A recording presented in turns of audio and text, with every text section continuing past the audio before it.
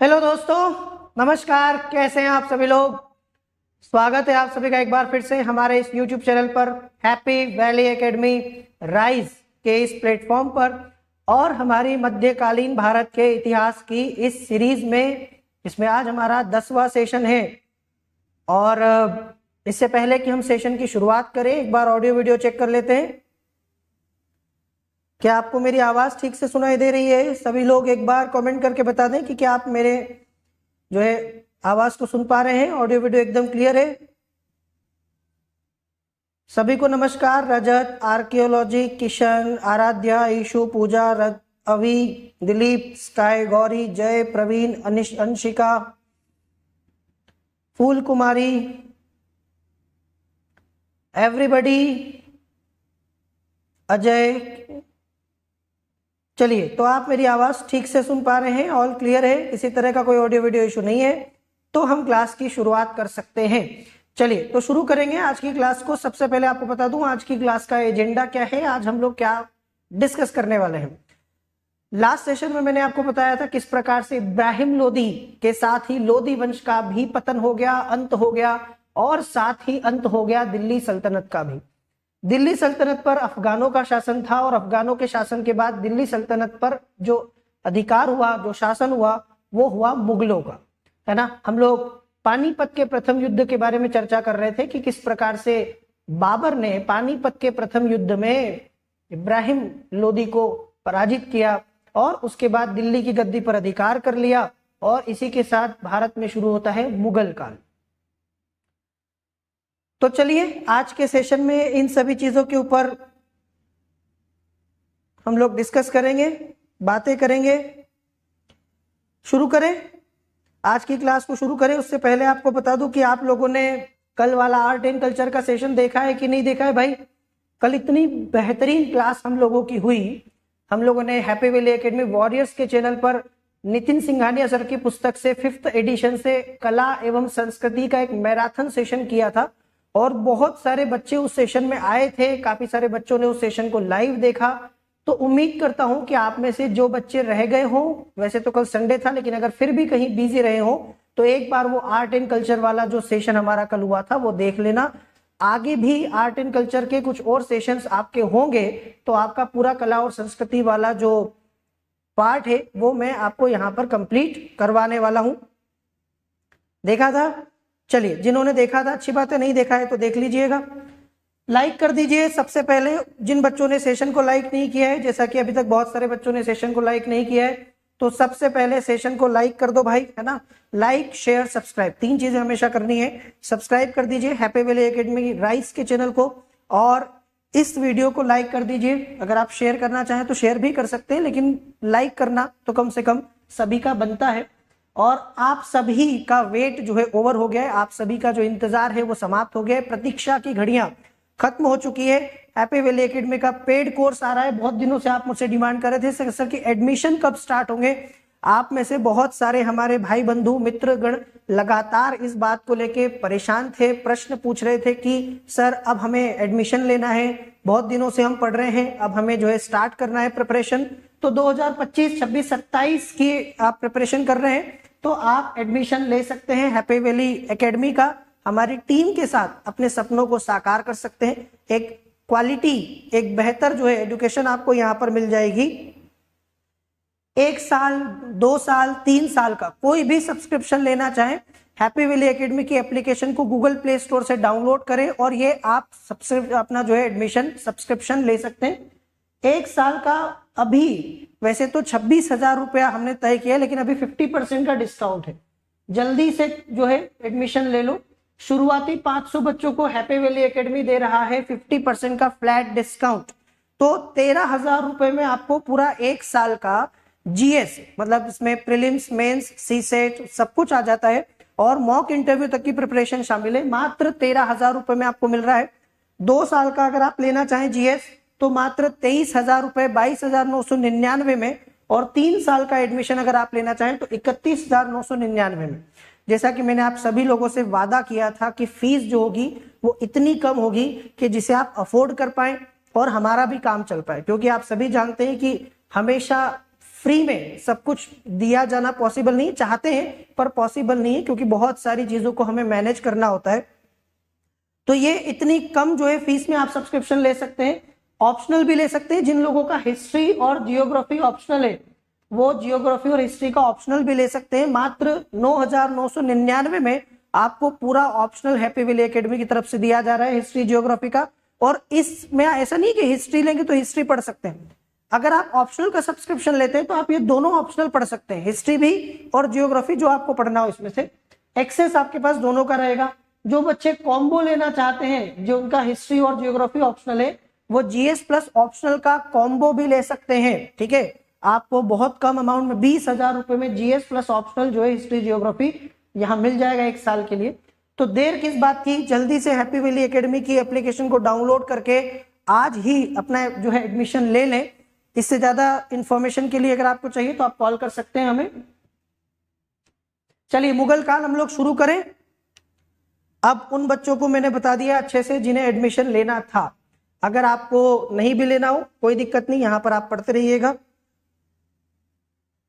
चलिए, तो मुगल काल आपको पता है भारत में शुरू होता है बाबर के भारत आने, पानीपत का युद्ध जीतने के बाद से।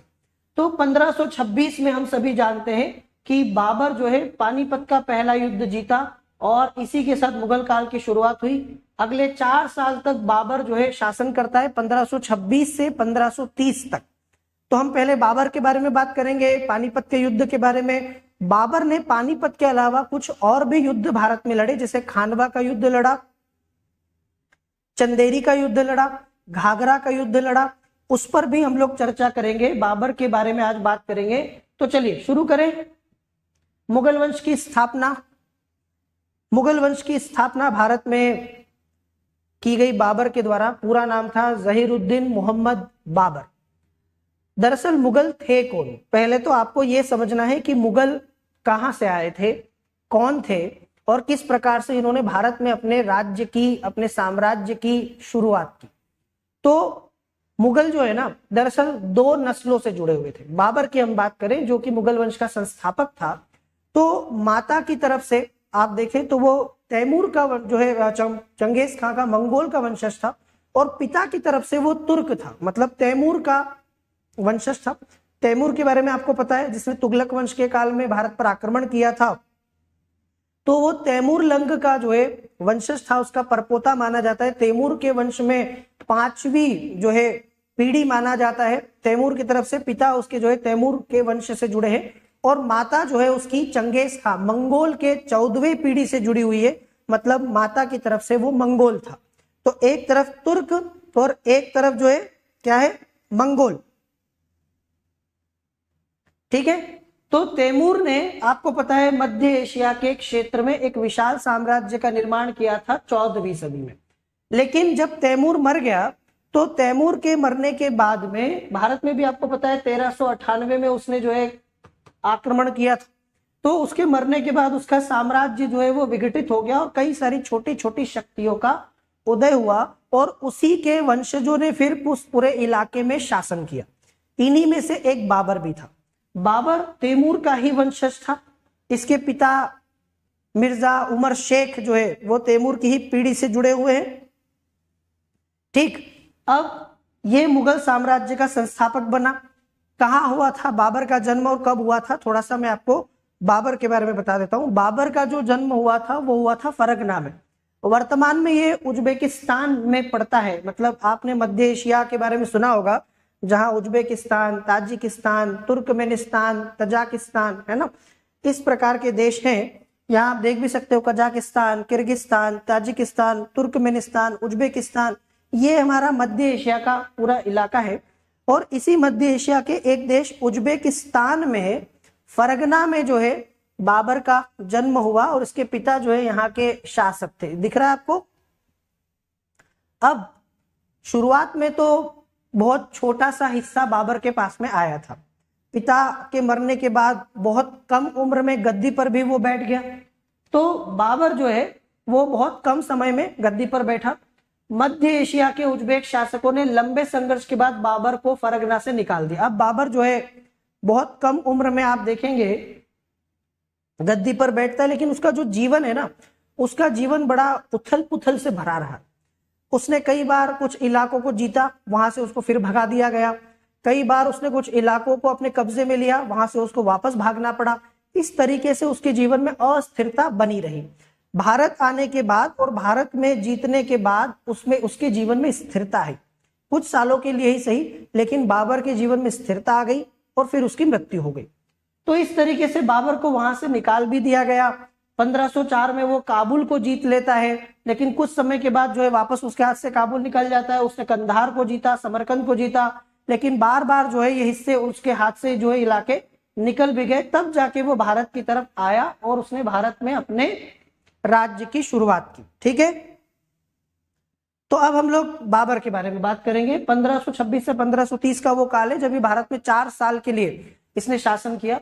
तो ये मुगल सत्ता का संस्थापक था। वास्तविक नाम मैंने बता ही दिया आपको, जहीर उद्दीन मोहम्मद, है ना। इसको चूंकि ये चगताई तुर्क था, ये चगताई तुर्क जो है समुदाय से संबंध रखता था।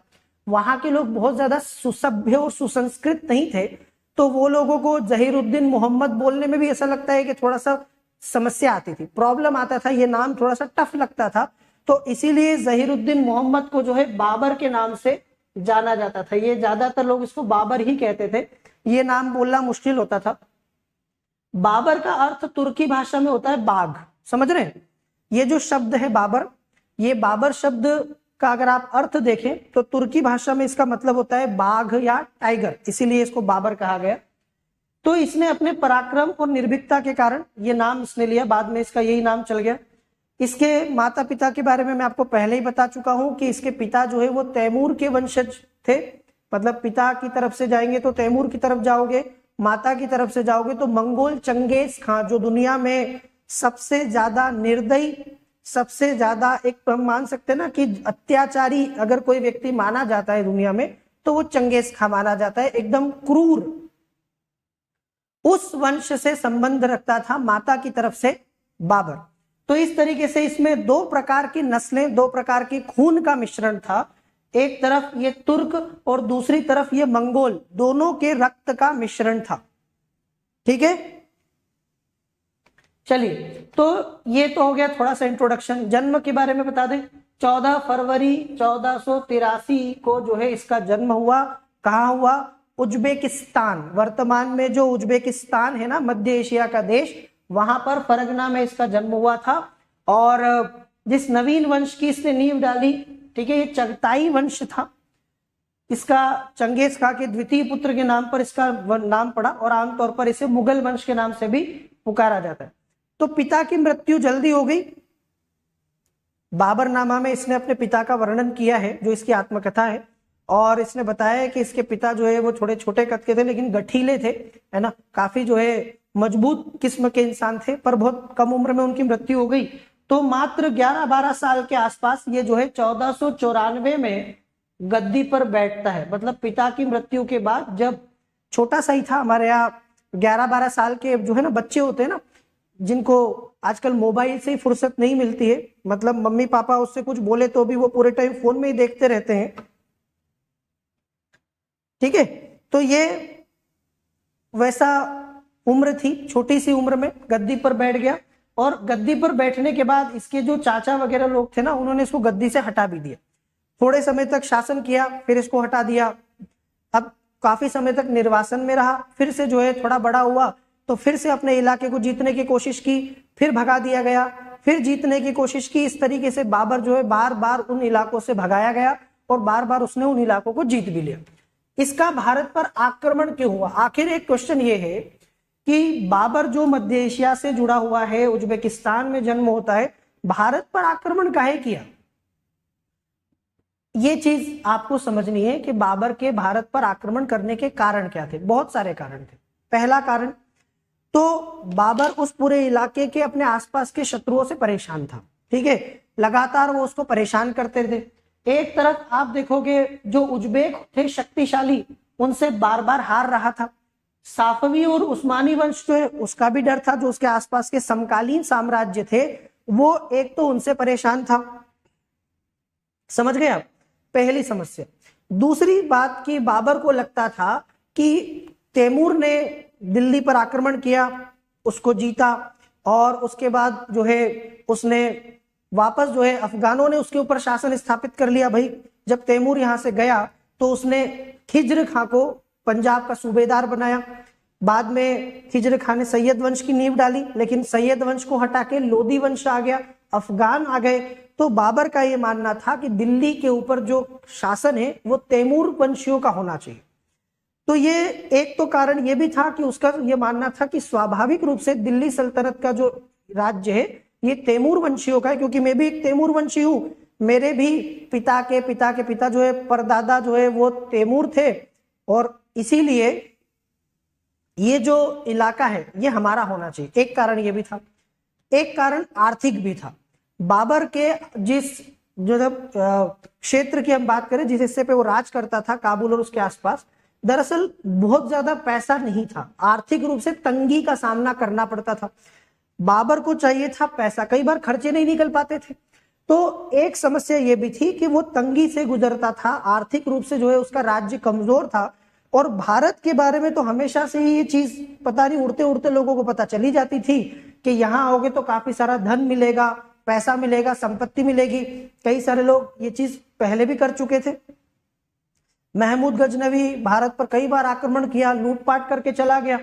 ठीक है, तैमूर ने भारत पर आक्रमण किया, लूटपाट करके तैमूर भी चला गया। तो बाबर को एक भारत की तरफ आकर्षण का कारण जो है वो यहाँ का धन भी था, पैसा भी था, और इसी कारण से वो भारत पर आक्रमण करना चाहता था। ठीक है, इसी के साथ भारत में उस समय की परिस्थितियां भी बाबर को आमंत्रित कर रही थी। जरा उस समय की भारत की परिस्थितियों के ऊपर गौर करिए। कौन था उस समय? भारत में दो बड़ी शक्तियां थी, एक तो लोदी, ठीक है, एक तो अफगान जो दिल्ली सल्तनत पर शासन कर रहे थे, लोदी, और दूसरे थे राजपूत। ठीक है, जैसे राणा सांगा वगैरह जो राजपूत हैं मेवाड़ वगैरह में, ये दो बड़ी शक्तियां थी भारत में, लेकिन कोई भी एक केंद्रीय सत्ता नहीं थी जिसके पास में पूरा भारत हो। छोटी छोटी शक्तियों में जो है ना देश बटा हुआ था। तो उसको लगा कि ये बढ़िया मौका है भारत पर इस समय आक्रमण करके और इनके आपसी फूट का, इनके बटे हुए होने का फायदा उठाया जा सकता है। ठीक, तो एक कारण बाबर का भारत पर आक्रमण करने का ये भारत का छोटे छोटे राज्यों में बटा हुआ होना भी था। जैसे आपने देखा होगा कि अगर कोई बड़ा साम्राज्य होता ना तो वो डर जाता, भारत पर आक्रमण करने से पहले हाथ पैर फूल जाते कि अभी आज जाएंगे तो जो है ना पटक पटक के धोएगा, धोबी घाट पर जाके ना पूरा के पूरा धो डालेगा। तो बाबर को ये चीज पता थी कि, और ऊपर से क्या है कि जो ये दो बड़ी शक्तियां हैं इनमें भी आपस में फूट है। राजपूत राणा सांगा के नेतृत्व में दिल्ली पर कब्जा करना चाहते हैं, लोदियों को, अफगानों को, इब्राहिम लोदी को भगाना चाहते हैं, इब्राहिम लोदी राजपूतों को कमजोर करना चाहता है। इस बीच एक व्यक्ति और है जिसका नाम था दौलत खां। अब आपको मैं इस कहानी के एक किरदार से और मिलाता हूं, और इस किरदार का नाम है दौलत खां, जो उस समय पंजाब का सूबेदार था। कौन था ये? ये पंजाब का सूबेदार था, ये एक अफगान था, और ये इब्राहिम लोदी का रिश्तेदार था।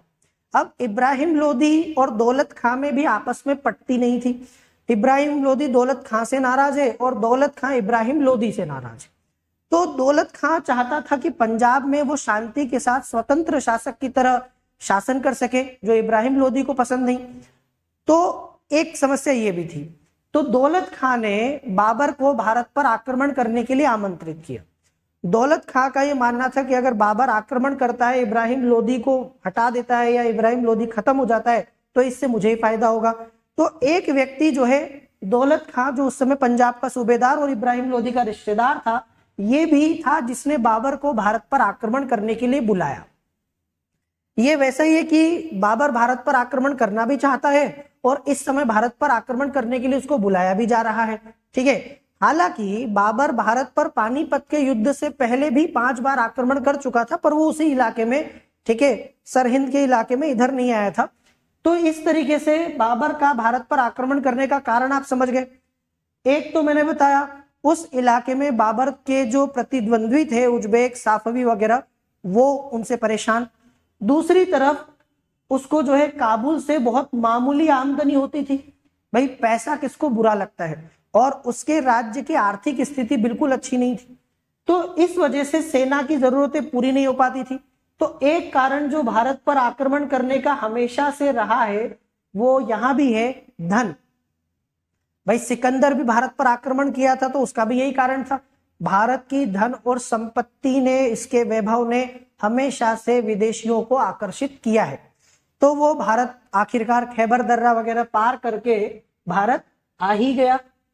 अब आगे समझो, इसके आक्रमण का एक अन्य कारण मैंने आपको बताया, अवसर की उपलब्धता। इसको एक अपॉर्चुनिटी दिखी कि इस समय भारत पर आक्रमण करना फायदे में रहेगा, क्योंकि भारत में कोई है ही नहीं बड़ी शक्ति, कौन रोकेगा मुझे, है ना। इस समय भारत में आपस में ही परस्पर प्रतिद्वंदिता चल रही थी, आपस में राज्य जो है लड़ रहे थे, विभक्त थे, बटे हुए थे, कोई बड़ी सार्वभौमिक सत्ता भारत में दिखाई नहीं देती, प्रभुत्व के लिए संघर्ष चल रहा है और उसको जो है एक साम्राज्य बनाने का बड़ा मौका यहां पर दिखाई देता है। आगे समझ में, ये मैंने आपको बता दिया। इसके अलावा एक कारण और जो मैं आपको बता चुका हूं कि उसका ये मानना था कि ये तो भारत जो है वो तैमूर वंशियों का है, दिल्ली सल्तनत, क्योंकि लोदियों से पहले सैयद थे और सैयदों को हमने ही बैठाया, तैमूर जो है उसने बैठाया था। तो एक कारण ये अपना दावा ठोकता था सल्तनत के ऊपर। तो इसका भारत के विरुद्ध किया गया पहला अभियान, पानीपत का तो युद्ध 1526 में हुआ, आपको पता है। पानीपत के युद्ध से पहले से ही भारत की तरफ देखना उसने शुरू कर दिया था, भारत को जीतने के सपने देखता था, भारत पर शासन करने की तमन्ना रखता था और भारत से पैसा ले जाने का इरादा रखता था। तो इसने जो है 1518-19 के आसपास यूसुफजई जाति जो है उसके विरुद्ध पहला अभियान किया, बाजौर और भेरा के जो है इलाके को अपने कब्जे में किया। अपनी बाबर नामा जो उसकी आत्मकथा है उसमें उसने ये भी बताया है कि इसने उसको जीतने के लिए बारूद और तोप का प्रयोग किया। एक बार यूपीएससी ने क्वेश्चन भी पूछ लिया था कि भारत में पहली बार बारूद का प्रयोग, ठीक है, किसने किया, तोप का बारूद का प्रयोग किसने किया, तो उसमें जो ऑप्शन सही माना था यूपीएससी ने वो बाबर वाला ही था, ठीक है। कई लोग विजयनगर से भी जोड़ देते हैं, लेकिन जो यूपीएससी ने सही माना था वो यही माना था कि भारत में पहली बार बारूद और तोपों का प्रयोग जो है वो बाबर ने किया था। तो इस तरीके से भारत के ऊपर आक्रमण उसने समय समय पर किए। जब वो 1524 में पेशावर अभियान कर रहा था तो इब्राहिम लोदी व दौलत खां के मध्य मतभेद की खबर मिली उसको। अब उसको पता चलता है कि यहाँ पर दौलत खां और इब्राहिम लोदी के बीच में मतभेद है, मतलब इसका फायदा उठाया जा सकता है। जैसे आप देखोगे रॉबर्ट क्लाइव को पता चल गया था कि बंगाल के नवाब सिराजुद्दौला और उसके रिश्तेदारों के बीच में जो है जबरदस्त फूट पड़ी हुई है ना, उसकी सगी मौसी तक जो है वो नवाब सिराजुद्दौला के खिलाफ है। और उसे यह भी पता चल गया था कि जो नवाब सिराजुद्दौला है उसके सेनापति मीर जाफर और कई लोग जो है उससे खुश नहीं है। तो रॉबर्ट क्लाइव ने इसका फायदा उठाया और उन्होंने जो है प्लासी के युद्ध में एक चालाकी से षड्यंत्र करके सिराजुद्दौला को हरा दिया। यही चीज यहां भी है, ठीक है, यही चीज यहां भी है।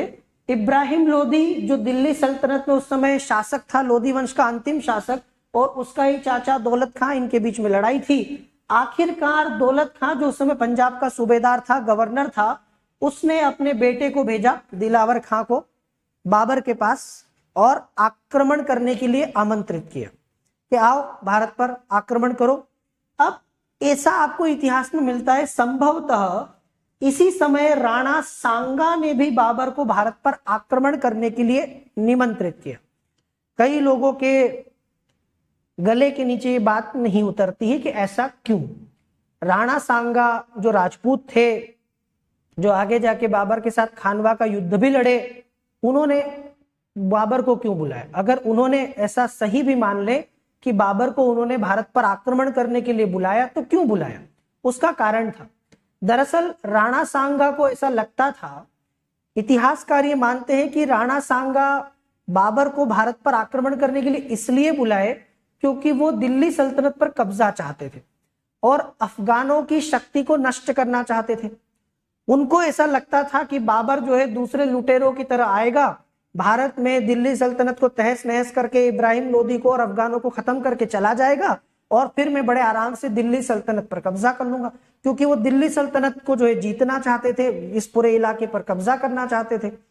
तो उन्होंने भी बाबर को भारत पर आक्रमण करने के लिए बुलाया। हालांकि हुआ क्या, उल्टा हो गया। उल्टा हो गया, बाबर भारत आया, युद्ध भी लड़ा, जीता भी सही, लेकिन वो वापस नहीं गया। ठीक है, मतलब एक प्रकार से ये थोड़ा सा जो सोचा था उससे उल्टा हो गया, कि आपको लगा कि ये व्यक्ति आएगा, आपका काम करेगा और निकल जाएगा, लेकिन वो तो गया ही नहीं। वो जो है वो यहाँ पर अपना बोरिया बिस्तर लेके आ गया पूरा के पूरा, बोले मैं तो कहीं जाऊंगा ही नहीं, मैं तो यहीं रहूंगा। अब जब ऐसा हो गया कि राणा सांगा का मामला जो है क्लियर हो गया कि भाई बाबर अब नहीं जाएगा, उसके इरादे कुछ अच्छे नहीं लग रहे, उसके इरादे ठीक नहीं लग रहे, तो फिर बाबर और राणा सांगा के बीच में खानवा का युद्ध हुआ। एक तरफ राणा सांगा को लगा कि बाबर जो है इसने गलत किया, ये वापस क्यों नहीं गया।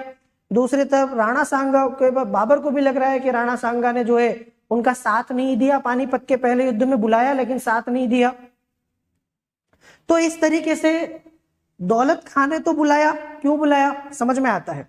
राणा सांगा ने भी बाबर को भारत पर आक्रमण करने के लिए निमंत्रित किया, क्यों किया आप समझ गए होंगे। अब इन दोनों के बुलाने के बाद बाबर जो है भारत आ गया। भारत आने के बाद सीधी सी बात है कि अगर दिल्ली पर कब्जा करना है तो वहां के शासक से लड़ना है। पानीपत का पहला युद्ध होता है अप्रैल 1526 में। इब्राहिम लोदी दिल्ली का सुल्तान था और उसी समय जो है पानीपत के मैदान में इन दोनों के बीच में एक भीषण युद्ध लड़ा गया, जिसे हम लोग पानीपत का प्रथम युद्ध कहते हैं। इस युद्ध में बाबर पूरी तरह से इब्राहिम लोदी के ऊपर हावी रहा, पूरी तरह से। ऐसा कहा जाता है कि आधे दिन तक, दोपहर होते होते युद्ध का निर्णय तय हो चुका था। ठीक है, दोपहर होते होते क्लियर हो गया कि ये पूरा युद्ध किसके पक्ष में जा रहा है। बाबर जीत गया क्योंकि उसके पास तोपें थी, है ना। सबसे बड़ी बात उस समय बहुत बड़ी बात थी, तोप लेके आया था, बारूद लेकर आया था। इब्राहिम लोदी की सेना के पैर उखड़ गए और फिर उसके बाद इब्राहिम लोदी मारा भी गया। अब दिल्ली सल्तनत पर अफगानों का शासन समाप्त हो गया। अफगान नष्ट तो नहीं हो गए लेकिन कमजोर हो गए, पूरी तरीके से जो है बहुत कमजोर हो गए। और इस युद्ध में बाबर ने तोपों को सजाने में उस्मानी पद्धति का प्रयोग किया था। इसमें क्या होता है, दो अलग अलग गाड़ियों के बीच में तोप रखी जाती है व्यवस्थित रूप से और फिर उसको चलाया जाता है। इस प्रकार से दो गाड़ियों के बीच तोप को रख के चलाया जाना उस्मानी पद्धति कहलाया जाता है। मतलब एक प्रकार से तोप लेकर भी आया तो उसको व्यवस्थित रूप से जो है चलाने के लिए पूरा एक सिस्टम बनाया, है ना, एक प्लानिंग के तहत उसने काम किया। इस युद्ध में बाबर के तोप खाने का नेतृत्व उस्ताद अली और मुस्तफा का नाम के जो अधिकारियों ने किया था। तो युद्ध समाप्त हो गया और इब्राहिम लोदी हार भी गया, मारा भी गया और उसके बाद इब्राहिम लोदी का जो भी इलाका था वो सारा बाबर के पास चला गया। दिल्ली और आगरा समेत लोदी साम्राज्य के भागों पर बाबर ने अधिकार कर लिया। अब बाबर ने अपनी जो राजधानी है इसको जीतने के बाद आगरा को बनाया, दिल्ली को नहीं बनाया।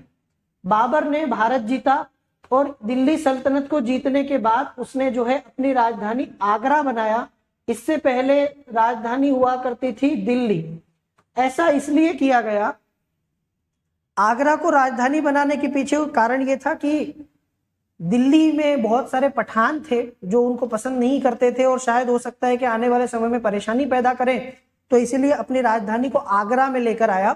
ठीक है, तो इस प्रकार से बाबर ने अपने वंश की नींव डाली, मुगल साम्राज्य की नींव डाली और भारत में मुगल काल शुरू हो गया। इस जीत के उपलक्ष्य में बाबर के पास जो धन मिला, जो पैसा इस जीत को लूट के मिला, इसको उसने आपस में बांट दिया बहुत सारे अपने सैनिकों में। यहां तक कि काबुल के लोगों को भी एक एक चांदी का सिक्का गिफ्ट किया। इतना पैसा उसको मिला कि उसने उसको बांट भी दिया और अपने यहाँ की प्रजा के एक एक व्यक्ति को एक एक चांदी का सिक्का भी गिफ्ट कर दिया, सिल्वर कॉइन गिफ्ट कर दिया और इसीलिए उसको कलंदर कहा गया। ठीक है, इसी उपलक्ष्य में कई लोगों ने उसे बहुत उदार माना, अच्छा बादशाह माना और कलंदर की उपाधि दी गई। तो बाबर के इस युद्ध के जीतने के साथ हमने देखा कि भारत में मुगल काल की शुरुआत हुई। ठीक है। अब पहले दिल्ली सल्तनत के जो लोग थे उन्होंने सुल्तान की उपाधि धारण की थी, लेकिन बाबर ने बादशाह की उपाधि धारण की। और आपको पता होगा कि आने वाले समय में मुगल काल के सभी, ठीक है, जितने उत्तराधिकारी उन्होंने बादशाह की उपाधि धारण की। तो यहां से सुल्तान खत्म हो गया, बादशाह शुरू हो गया। अब जब राणा सांगा को पता चलता है कि बाबर वापस नहीं जा रहा है, इनके बीच में युद्ध होना स्वाभाविक था, इसलिए क्योंकि राणा सांगा बाबर को भारत से निकालना चाहते थे और उस पूरे इलाके पर कब्जा करना चाहते थे, दिल्ली को जीतना चाहते थे, एक हिंदू राजपूत साम्राज्य की स्थापना करना चाहते थे। और दूसरी तरफ बाबर जो है वो पूरे भारत को जीतना चाहता था, और उसकी राह में सबसे बड़ा रोड़ा राणा सांगा संग्राम सिंह जिनको कहते हैं। तो राणा सांगा और बाबर के बीच में युद्ध हुआ। एक ये भी कारण था कि दोनों एक दूसरे को धोखेबाज मान रहे थे, वादा खिलाफी। राणा सांगा को लगता था कि बाबर धोखेबाज है, ये आया, इसको बुलाया हमने, युद्ध लड़ा, लेकिन ये वापस ही नहीं गया, यही जम गया। बाबर को लगता था कि राणा सांगा ने उसके साथ धोखा किया है, जब युद्ध हुआ इब्राहिम लोदी के साथ तो राणा सांगा ने मेरा साथ नहीं दिया। तो इस प्रकार से दोनों के बीच में युद्ध हुआ खानवा का। ठीक है, खानवा का युद्ध फतेहपुर सीकरी के बस थोड़ा सा बाजू में ही आप देखेंगे, वहां पर जो है ये युद्ध हुआ था मार्च 1527 में। अब ये तो आपको पता होगा कि बाबर जब भारत आया तो हर साल उसने एक युद्ध लड़ा। 1526 में पानीपत का युद्ध लड़ा, 1527 में खानवा का युद्ध लड़ा, 1528 में चंदेरी का युद्ध लड़ा और 1529 में खानवा का युद्ध लड़ा, है ना। मतलब 26, 27, 28, 29 इन चारों सालों में बाबर ने एक एक युद्ध लड़ा। और कई बार इनका सीक्वेंस भी पता आपको होना चाहिए कि कौन सा युद्ध पहले लड़ा गया। पानीपत, पानीपत के बाद खानवा, उसके बाद चंदेरी, उसके बाद घाघरा। तो पहली युद्ध की बात करते हैं, पानीपत की युद्ध के बाद खानवा का युद्ध।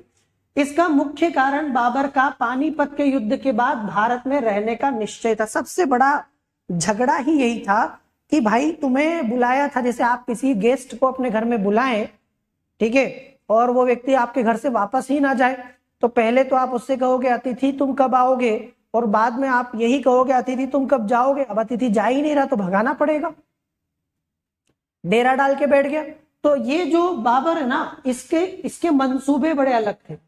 ये भारत पर राज करके स्थायी रूप से यहां पर जो है बसने के चक्कर में था।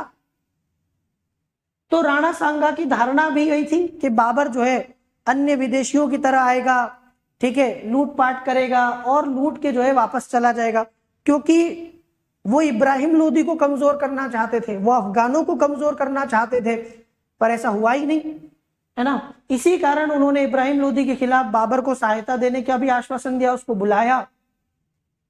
तो ये युद्ध चित्तौड़ के राजपूत नरेश, राणा सांगा और बाबर के बीच में लड़ा गया।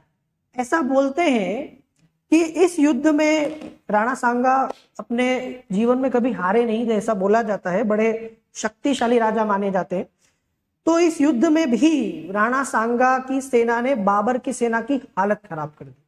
मतलब एक समय ऐसा आया कि बाबर की सेना पर राणा सांगा की सेना बहुत भारी पड़ रही थी। उसका एक कारण यह भी था कि राणा सांगा ने बाबर के खिलाफ एक संयुक्त मोर्चा तैयार किया था। आसपास के कई सारे जो और भी राजा महाराजा और जो भी लोग थे वो उनके, यहाँ तक कि इब्राहिम लोदी का जो भाई था, चचेरा भाई महमूद लोदी, वो भी राणा सांगा के साथ में इस युद्ध में बाबर के खिलाफ लड़ रहा था। अब बाबर को समझ में आ गया कि युद्ध में जो है हारना तय दिख रहा था, लग रहा था कि हार हो सकती है। ऐसे में उसने कुछ चाल चली, उसने कुछ चीजें की। पहला तो उसने महमूद लोदी को अपनी तरफ मिला लिया, ठीक है, महमूद लोदी ने धोखेबाजी की और वो सेना सहित जो है राणा सांगा को छोड़ के और बाबर के पास चला गया। दूसरा, बाबर ने अपनी सेना को थोड़ा सा जो है धार्मिक रूप से, है ना, कट्टर बनाने की, या आप कहे कि एक प्रकार से पूरे धार्मिक मामले को लागू कर दिया। हम ये कह सकते हैं कि उसने जो है अपने सेना को धार्मिक रूप से उत्साहित करने की कोशिश की कि ये जो है धर्म का एक प्रकार से युद्ध है। एक प्रकार से उसने मुसलमानों की जो भी एक प्रकार कट्टर मान्यताएं उनको लागू कर दिया। शराब पीने पर प्रतिबंध लगा दिया, यहां तक कि शराब के बर्तनों को भी तोड़ दिया गया, पात्रों को तोड़ दिया गया। एक तमगा कर लगाया जाता था जो कि राज्य में व्यापार करते समय एंट्री के टाइम पर आपको देना पड़ता था, मुसलमानों पर लगाया जाता था। वो तमगा कर मुसलमानों के ऊपर से समाप्त कर दिया। कुल मिला के बाबर ने अपनी सेना को जो है मोटिवेट करने की कोशिश की, है ना, और इस तरह से उसने इस युद्ध को जीतने की कोशिश की। तो एक तरफ तो उसकी पानीपत के युद्ध की रणनीति थी, पर राणा सांगा के खिलाफ वो उतनी काम नहीं आ रही थी, है ना। इस युद्ध के विस्तार पूर्वक वर्णन को बाबर ने अपनी आत्मकथा बाबरनामा में किया है, इसका काफी वर्णन किया है। तो मैंने आपको बता दिया कि युद्ध जो है वो कैसे जीता, थोड़ा सा कट्टरता अपनी सेना में लेकर आया, इसको धर्म से जोड़ दिया, धर्म युद्ध का नारा दिया कि ये कोई सामान्य युद्ध नहीं है, धर्म युद्ध है, मतलब तुम हारोगे तुम्हारा धर्म हार जाएगा। और फिर दूसरी तरफ जो है उसके पास तोप थी। एक बार जब उसकी तोपें चलने लगी तो फिर जो है राणा सांगा की सेना को समस्याएं होने लगी, क्योंकि तोप का सामना इतनी आसानी से तो नहीं कर सकते। तो बस बाजी पलट गई, राणा सांगा इस युद्ध में हार गए, वो घायल हो गए, उनको जो है जैसे तैसे वहां से निकाला गया, काफी घाव लगे उनके शरीर पर, लेकिन बच गए। बाद में उनके ही किसी विश्वास पात्र ने धोखा करके उनको जो है जहर देके, विष देके मार दिया, ऐसा पता चलता है। तो इस युद्ध को बाबर ने जीत लिया फाइनली, और गाजी की उपाधि उसने धारण की, क्योंकि सबसे बड़ा उस व्यक्ति की राह में जो रोड़ा था भारत में वो राणा सांगा ही थे। ठीक है, आ रहा है समझ में। तो खानवा के युद्ध में बाबर ने, जो मैंने आपको बताया, जीतने के लिए क्या किया, शराब के प्रयोग पर पूरी तरह प्रतिबंध लगा दिया। कोई सैनिक शराब नहीं पिएगा, शराब सारी फिकवा दी, सारे बर्तन तोड़वा दिए, सब कुछ करवा दिया, और जिहाद का नारा दिया। जिहाद समझते हो, धर्म युद्ध, ये धर्म युद्ध बना दिया गया।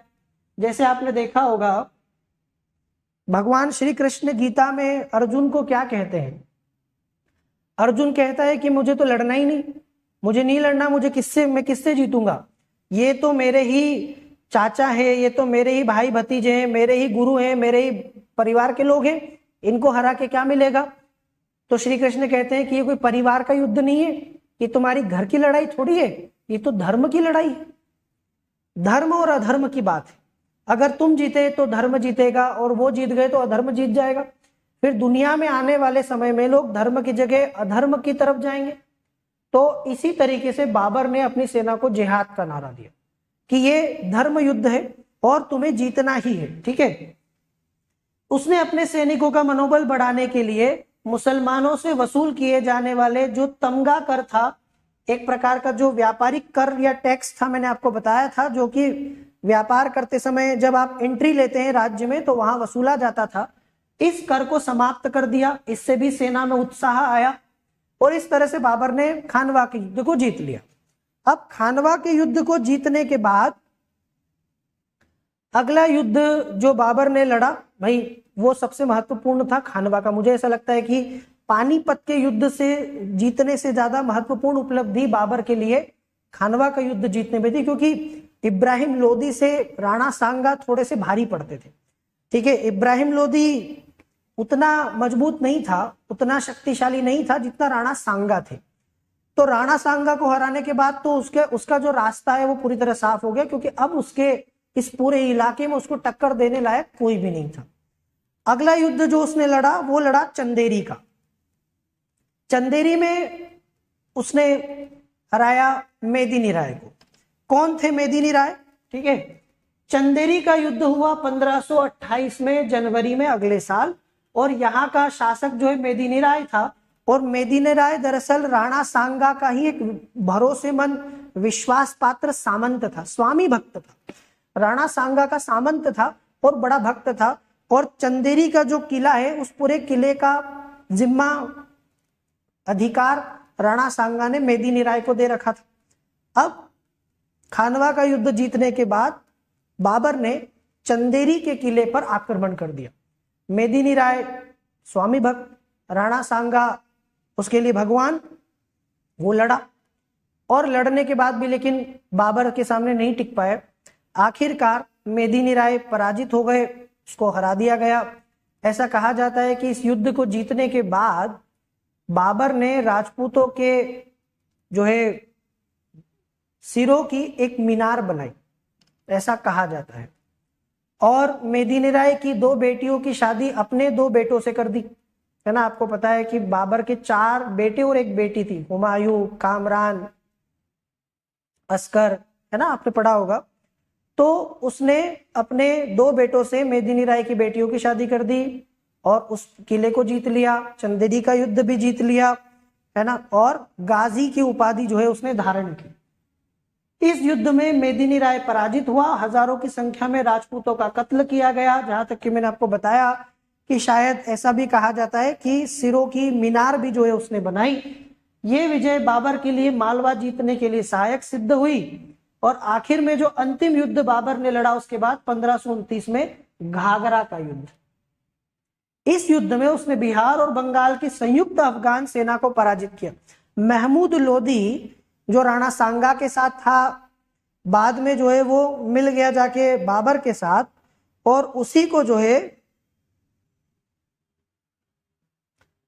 उसी महमूद लोदी को पराजित कर दिया घाघरा के युद्ध में। इसका नेतृत्व महमूद लोदी ने ही किया था। तो अफगानों को और ज्यादा कमजोर कर दिया बाबर ने इस युद्ध के बाद, और इस तरीके से भारत पर स्थायी रूप से अधिकार हो गया ना। मैंने आपसे कहा था कि बाबर जो है उसके जीवन में बड़ी अस्थिरता थी, भटकता ही रहा पूरे जीवन, और आखिरकार यहां आके जीवन में स्थिरता आई, लेकिन वो बहुत समय तक नहीं टिकी क्योंकि 48 साल की उम्र में वो मर भी गया। 1529 में खानवा का युद्ध जीता और 1530 में बाबर इस दुनिया को छोड़ के चला गया। तो इस युद्ध के बाद उसका स्थायी अधिकार हो गया। उसका साम्राज्य बदख्शां से लेकर बिहार तक फैला था। इसमें काबुल, पंजाब और उत्तर प्रदेश का क्षेत्र सम्मिलित था। जो इलाका दिल्ली सल्तनत के पास था वो भी आ गया, जो बाबर के पास पहले से था वो भी आ गया। मतलब ये बहुत सालों के बाद, इनफैक्ट कुषाणों के बाद पहली बार ऐसा कोई साम्राज्य या वंश आया जिसकी सीमाएं अफगानिस्तान, पाकिस्तान, भारत ये सब में फैली थी, है ना।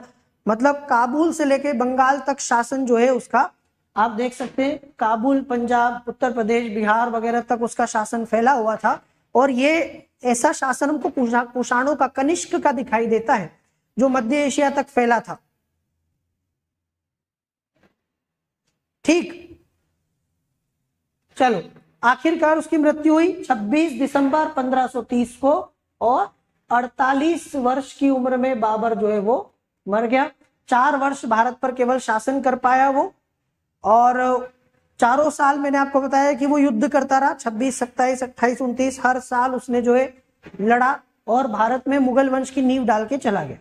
इसकी मृत्यु के बाद इसके शव को आगरा के आरामबाग में रखा गया, लेकिन बाद में उसकी इच्छा के अनुसार उसका शव जो है काबुल ले जाकर दफनाया गया, क्योंकि उस जगह से उसका जुड़ाव था। उसका मकबरा भी वहीं बना हुआ है काबुल में। बात करें मूल्यांकन की तो इतिहासकार ऐसा मानते हैं कि बाबर एक कुशल सेनापति था, एक योग्य शासक, महत्वाकांक्षी बादशाह था। कुषाणों के बाद पहला ऐसा शासक जिसने काबुल और कंधार को अपने नियंत्रण में रखा था, क्योंकि भारत में इसके बाद जितने भी वंश या शासक आए हैं वो पाकिस्तान और भारत के आसपास ही थे। काबुल तक जो है आप देख सकते हो, कंधार तक इसका शासन था, वो भी इसके नियंत्रण में था। इसने सड़कों की माप के लिए गज बाबरी का शुभारंभ किया। ये अपने साथ 2 महत्वपूर्ण खेल भी लेकर आया। एक तो जो भारत में आज भी लोग बड़ा पसंद करते हैं और जगह जगह पर आपको खेलते हुए दिखाई देंगे, इसे गंजीफा और हमारे यहाँ ताश के खेल के नाम से जाना जाता है, ये भारत में वो लेकर आया ऐसा माना जाता है। और कबूतरों का खेल इश्कबाजी जो है वो भी वो लेके आया। इस तरह से कबूतरबाजी और गंजीफा 2 खेल अपने साथ लेकर आया। ये भी माना जाता है कि बाबर जो है तुर्की भाषा का विद्वान था, और उसने जो है अपनी आत्मकथा बाबरनामा तुजू के बाबरी की रचना की, खुद ने की, है ना, चगताई तुर्क में। इसी बाबरनामा का अनुवाद अब्दुल रहीम खान खाना ने फारसी में किया आगे जाके। तो ये भी ये बाबरनामा इसकी आत्मकथा है, खुद ने लिखी, और काफी इसने अपने जीवन के बारे में ऑटोबायोग्राफी में विस्तार से बताया है। इससे भी हमको इस काल का इतिहास लिखने में काफी मदद मिलती है। बागों को लगाने का बड़ा शौकीन था। उसने आगरा में ज्यामितीय विधि से एक बाग लगवाया जिसे नूर अफगान कहा गया। ऐसा बोला जाता है कि भारत में चारबाग शैली जो है वो बाबर लेकर आया। चारबाग शैली मतलब कि ऐसे अलग अलग जो है बाग होते हैं, बीच में पानी का एक स्रोत होता है, झरना या आप कह सकते हैं फाउंटेन टाइप का, ये लगाया जाता है। ऐसे 4 अलग अलग बाग से आप जाएंगे आपको मिलेगा। हुमायूं का मकबरा आप देखेंगे वहां भी चारबाग शैली दिखाई देगी। ताजमहल में भी आपको चारबाग शैली दिखाई देगी और ये शैली बाबर ही लेकर आया क्योंकि ये खुद बागों का, गार्डन जिनको आप कहते हैं ना, बड़ा शौकीन था। और जैसे जन्नत की कल्पना की जाती है तो उसी प्रकार का कुछ धरती पर उतारने की कोशिश ये मानी जाती है ना। तो ये इसने बाग भी बनवाए, है ना, आराम बाग। इसने चांदी का एक सिक्का भी चलवाया शाहरुख नाम का। तो इसने जो है अपनी आत्मकथा जो मैंने आपको बताया बाबरनामा के नाम से लिखी है।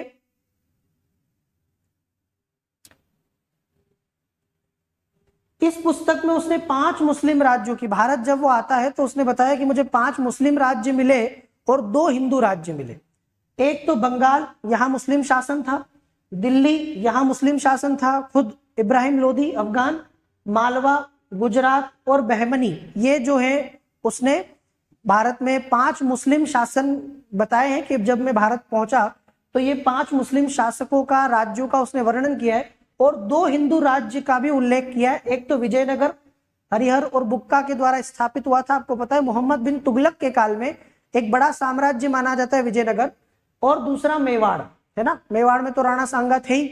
तो 2 हिंदू राज्यों का उल्लेख किया है बाबरनामा में, विजयनगर और मेवाड़। और 5 मुस्लिम राज्य, दिल्ली, बंगाल, मालवा, गुजरात, बहमनी, ये सारे उसने बताया। लेकिन उसने खुद ने अपनी आत्मकथा में जिस व्यक्ति को भारत का सबसे शक्तिशाली शासक बताया है, आप जानते हो कौन है? उस शासक का नाम है कृष्णदेव राय। यह भी आपको पढ़ने को मिलेगा कि बाबर ने अपनी आत्मकथा बाबरनामा में भारत का सबसे शक्तिशाली शासक बताया है कृष्णदेव राय को, जो विजयनगर साम्राज्य से जुड़े हुए थे। हालांकि कभी भी बाबर और कृष्णदेव राय का कोई युद्ध नहीं हुआ, लेकिन कृष्णदेव राय के बारे में आपने पढ़ा होगा। ये विजयनगर साम्राज्य के अलग अलग जो वंश थे उसमें से तुलु वंश से संबंध रखते हैं। विजयनगर साम्राज्य में संगम वंश मिलेगा आपको, सालू वंश मिलेगा, तुलु वंश मिलेगा, आरवीडू वंश मिलेगा। उन्हीं में से एक वंश जो है कृष्णदेव राय, आपको पता है जिनके दरबार में अष्टदिग्गज रहा करते थे तेलुगु साहित्य के, है ना। तो ये बाबर ने अपनी आत्मकथा में इसी शासक को, कृष्णदेव राय को, भारत का सबसे शक्तिशाली शासक बताया। और वास्तव में वो थे। कृष्णदेव राय के बारे में कभी आप पढ़ेंगे तो आपको पता चलेगा कि वास्तव में उस काल में भारत में एक शक्तिशाली राजा था। इसलिए क्योंकि उनके काल में विजयनगर साम्राज्य बहुत मजबूत हुआ, है ना। समझ में आया आपको? चलिए, तो इस तरीके से बाबर की आत्मकथा के हिसाब से हमने देखा कृष्णदेव राय भारत के सबसे शक्तिशाली शासक उसने बताया है। चलिए, तो आज का हमारा ये सेशन यहीं तक रखेंगे। हमारा बाबर वाला जो हिस्सा है वो कंप्लीट हो गया। अभी अगले सेशन में मैं आपको बताऊंगा हुमायूं के बारे में, शेरशाह सूरी के बारे में, किस प्रकार से शेरशाह सूरी और हुमायूं के बीच में संघर्ष हुआ और सूर साम्राज्य की स्थापना हुई। फिर बाद में मुगल वंश आ गया, हुमायूं, फिर अकबर की तरफ चलेंगे। उम्मीद करता हूं सेशन अच्छा लगा होगा आप सभी बच्चों को और आपने सेशन को लाइक कर दिया होगा। जिन बच्चों ने अभी भी सेशन को लाइक नहीं किया है वो सेशन को लाइक जरूर कर दे भाई, है ना। और लाइक करने के साथ साथ आप हमारी एप्लीकेशन को डाउनलोड करो क्योंकि एडमिशन स्टार्ट हो गए हैं। अगर आप 1 साल, 2 साल, 3 साल का सब्सक्रिप्शन लेना चाहते हैं, हैप्पी वैली एकेडमी के साथ जुड़ना चाहते हैं, तो ये जो एप्लीकेशन है हैप्पी वैली एकेडमी की, इसको डाउनलोड कर लो गूगल प्ले स्टोर से और इसी एप्लीकेशन से आप एडमिशन ले पाएंगे, इसी एप्लीकेशन से आप हमसे जुड़ पाएंगे और पेड कोर्सेज को जो है ले पाएंगे। बहुत कम अमाउंट रखा गया है, ठीक है। जितना आप अफोर्ड कर सके। जैसा कि मैंने आपको बताया था, मात्र 13,000 रुपए में हैप्पी वैली एकेडमी आपको जो है 1 साल का जीएस का पूरा जीएस का कोर्स ऑफर कर रहा है। अभी 50% डिस्काउंट है अभी, है ना। 500 बच्चों के लिए शुरुआती, कल से एडमिशन शुरू हुए, काफी बच्चे एडमिशन ले भी चुके हैं। अगर आप भी लेने की सोच रहे हैं तो देर मत कीजिएगा, क्योंकि फिर ये ऑफर जो है आपके हाथ से निकल जाएगा बहुत जल्दी। 500 का आंकड़ा ये पूरा होने वाला है, क्योंकि बहुत दिनों से बच्चे वेट कर रहे थे। लगभग 2 से 3 महीनों से लगातार बच्चों के मैसेजेस आ रहे हैं, लगातार वो वेट कर रहे थे कि सर कोर्स लेना है, कब से शुरू होगा। पर हम लोग थोड़ा सा अपनी कुछ तैयारियों में लगे हुए थे। अब सारी तैयारियां हो चुकी हैं। 15 मई से बैच भी स्टार्ट हो रहा है, ठीक है। ये अप्रैल आपका खत्म हो गया है, 15 मई से हमारा बैच स्टार्ट हो रहा है। तो अगर आपको जीएस का सब्सक्रिप्शन लेना है तो आप जीएस का ले सकते हैं। अगर आपका ऑप्शनल हिस्ट्री या जियोग्राफी है, हिस्ट्री ऑप्शनल मैं खुद पढ़ाऊंगा, जियोग्राफी ऑप्शनल आपको हमारे जियोग्राफी के मास्टर नवीन कुमार तंवर सर पढ़ाएंगे, जिनको आप लोग अच्छे से जानते हो। तो आपको जियोग्राफी ऑप्शनल जो है ये भी यहाँ पर मिल जाएगा, हिस्ट्री मिल जाएगा। मात्र 9,999 में आपका ऑप्शनल हो जाएगा, जिसके लिए दिल्ली में बच्चे 50-50 हजार रुपए तक जो है खर्चा करते हैं। पीएसआई और ऑप्शनल अभी मैं नहीं शुरू कर रहा हूं। अभी ज्यादातर बच्चे हिस्ट्री ऑप्शनल की डिमांड कर रहे थे, तो हम लोग हिस्ट्री से शुरू करेंगे। हिस्ट्री जियोग्राफी 2 ही ऑप्शनल है। अगर आप कॉम्बो लेना चाहें जीएस प्लस ऑप्शनल का तो आप वो भी ले सकते हैं। आपको 1 साल 2 साल या 3 साल तक का जीएस प्लस ऑप्शनल का कॉम्बो भी मिल रहा है, और इसमें भी 50% का डिस्काउंट है, ठीक है। आगे समझ में? बाद में मत बोलिएगा सर हमें डिस्काउंट नहीं मिला। बहुत जल्दी 500 बच्चों का आंकड़ा जो है पूरा हो जाएगा, फिर ये डिस्काउंट आपको नहीं मिलने वाला है। तो यदि एडमिशन लेने की सोच रहे हैं, प्लान कर रहे हैं, तो जल्दी से जल्दी ले लीजिए। हमारी टीम आपका पूरा सपोर्ट करेगी। आप हमसे कांटेक्ट करिए, कॉल करिए, एडमिशन की पूरी प्रोसेस आपको बताई जाएगी, पूरा आपको गाइड किया जाएगा। चलिए, तो ये सब्सक्रिप्शन आप लोग ले सकते हैं। शुरू हो चुके हैं कल 28 तारीख से। बहुत सारे बच्चों ने कल ही जैसे ही शुरू हुआ तुरंत एडमिशन ले लिया है। फिर मुलाकात होगी। आप सभी का बहुत बहुत शुक्रिया। Thank you very much guys, thanks for watching. और इसी तरीके से बने रहिए। ज्यादा जानकारी के लिए आपको ये नंबर दिया जा रहा है, अगर आप हमसे कांटेक्ट करना चाहते हैं तो ये नंबर है 9773527989 7770879861। ज्यादा जानकारी आप लेना चाहे एडमिशन से जुड़ी हुई, फीस स्ट्रक्चर से जुड़ी हुई, तो ये नंबर आपको दिया जा रहा है, इस पर कॉल कर सकते हैं, ठीक है। शुक्रिया, thank you very much, thanks for watching, take care, जय हिंद।